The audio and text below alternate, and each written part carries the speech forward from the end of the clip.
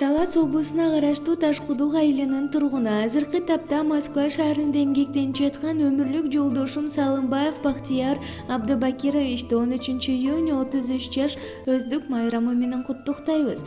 Кудайым кошкон менин өмүрлүк жолдошум, жаным, уул кыздарыбыздын мээримдүү бактылуу атакеси. Туулган күнүң менен жаным. Аллахым бекем ден соолук, узун берекелүү өмүр берсин.